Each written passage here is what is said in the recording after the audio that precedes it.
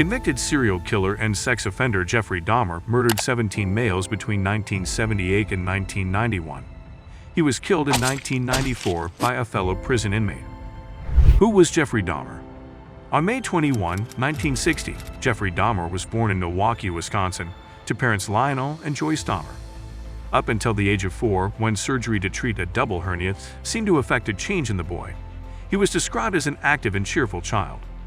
Following the birth of his younger brother and the family's repeated movements, he grew noticeably more reclusive. He was uptight, disengaged, and largely friendless by the time he was a teenager. However, it seems that the dissolution of his parents' marriage and their contentious divorce a few years later may have been the spark for converting these thoughts into deeds. Dahmer states that his compulsions toward necrophilia and murder began around the age of 14. Dahmer's alcohol habit had run amok by the time of his first murder. His recently stepmom suggested that he join the army, so he left Ohio State University after just 1 quarter. Late in December 1978, Dahmer enrolled, and shortly after, he was assigned to Germany. His drinking issue persisted, and the army discharged him in the beginning of 1981. Although German officials later looked into possible connections between Dahmer and murders that happened nearby at the time, it is not thought that he committed any more killings while he was a member of the military. Dahmer went back to his Ohio home after receiving his discharge. Dahmer's father sent him to live with his grandmother in Wisconsin when he was arrested later that year for disorderly behavior. But his drinking problem persisted, and he was arrested for indecent exposure the following summer. Victims: 17 men were killed by Dahmer between 1978 and 1991.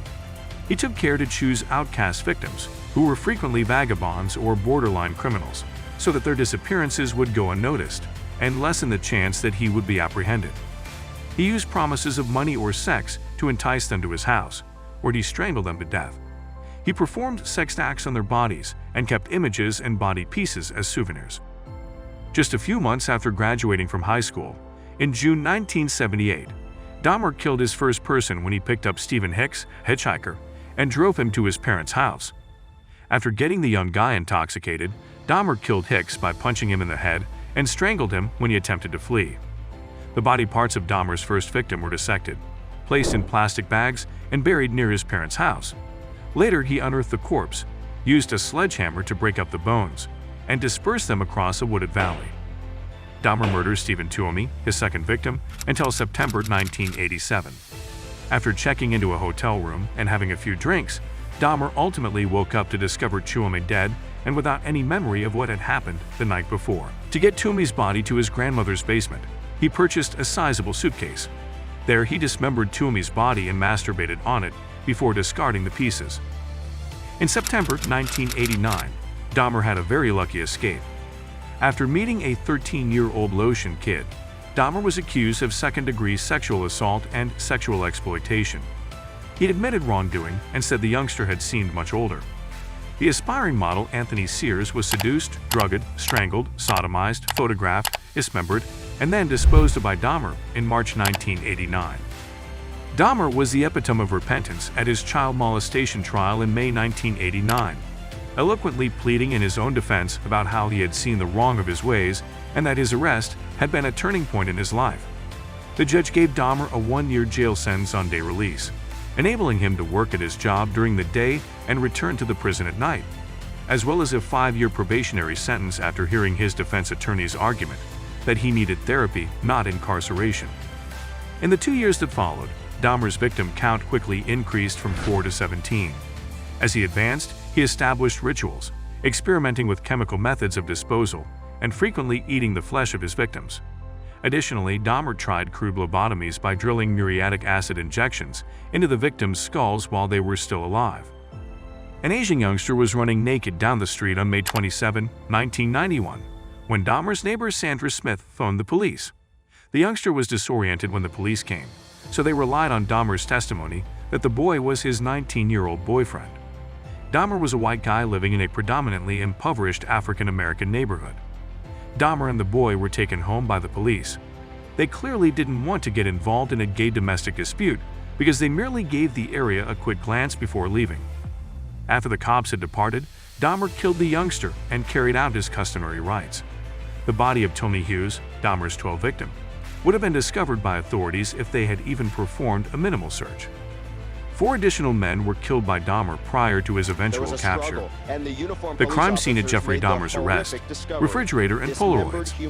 After being apprehended on July 22, 1991, Dahmer's murdering rampage came to an end. Inextricably linked to Dahmer's infamous killing spree were the body parts discovered in his refrigerator and the Polaroid pictures of his victims. When they picked up Tracy Edwards, an African-American man of 32, who was wandering the streets with shackles dangling from his wrist, 2 Milwaukee police officers were directed to Dahmer. They made the decision to look into the man's accusations that he had been drugged and restrained by a strange fellow. When they got to Dahmer's residence, he politely volunteered to grab the handcuff keys. The knife that Dahmer allegedly threatened Edwards with was allegedly in the bedroom. The officer found Polaroid pictures of severed bodies when he went inside to verify the story. Later investigations turned up a head in the fridge, 3 more in the freezer, and a long list of other horrifying things like preserved skulls, jars of genitalia, and a huge collection of gruesome Polaroid pictures of his victims. After Dahmer's death in 1996, a group of Milwaukee businessmen raised more than $400,000 to buy the tools he used on his victims, such as knives, saws, handcuffs, and a refrigerator to keep body parts. In an effort to separate the city from the atrocities of Dahmer's deeds and the accompanying media circus around his trial, they swiftly destroyed them. Trial and imprisonment.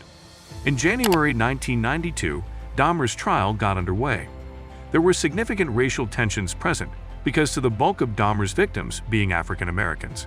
Thus, severe security measures were implemented, including an 8-foot bulletproof glass wall separating him from the gallery.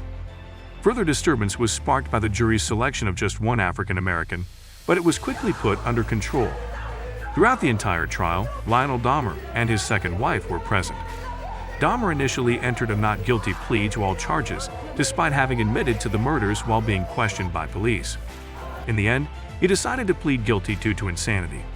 The horrifying details of his actions were subsequently used in his defense as evidence that only a madman could have committed such heinous deeds. The prosecution's claim that Dahmer was fully aware of the evilness of his deeds, yet nevertheless decided to carry them out, was accepted by the jury. After deliberating for about 10 hours, they came back on February 15, 1992, and found him guilty but sane on all charges. He was given a 15-life sentence, with the option of an additional 16-life sentence added in May. Dahmer apparently adapted well to prison life despite being originally segregated from the rest of the inmates. He eventually persuaded the guards to let him interact with the other prisoners more. He discovered religion through literature and pictures that his father had sent, and the Columbia Correctional Institution gave him permission to be baptized by a local minister. Death. Dahmer was put to work with Jesse Anderson and Scarver, 2 other convicted killers, as part of his inclusion in regular work details. Guards found that Scarver had violently beaten both men with a metal bar from the prison weight room after they had been left alone to finish their jobs. After almost an hour, Dahmer was declared dead. Anderson passed away from his wounds.